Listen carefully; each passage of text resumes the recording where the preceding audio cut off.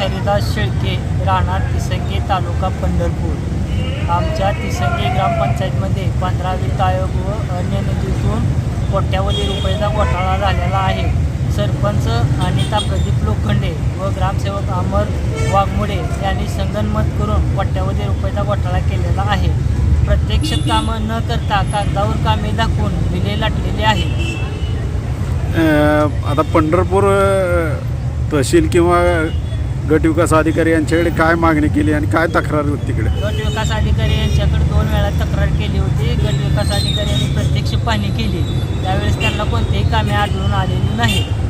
आम्ही आता सध्या विस्तार अधिकारी यांना निलंबित करण्याची मागणी केलेली आहे। त्यांनी चुकीचा अहवाल बनवलेला आहे आणि ग्रामसेवक यांना पण निलंबित करण्याची मागणी आम्ही केलेली आहे। तरी काय लेखी पत्र वगैरे दिले कोणी?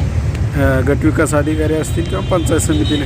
नाही, अहवाल देतो म्हणून त्यांनी 3 महिने घालवले, त्यांनी अहवाल अजून सादर केलेला नाही। माहिती अधिकारात माहिती वगैरे मागवली? माहिती अधिकारात 4 ते 5 महिने झाले माहिती मागतो आहे। अपील केले होते गट विकास अधिकारी यांना, त्यांनी 15 दिवसात माहिती देण्यास सांगितली होती, परंतु ग्राम विकास अधिकारी हा माहिती देण्यास तयार नाही।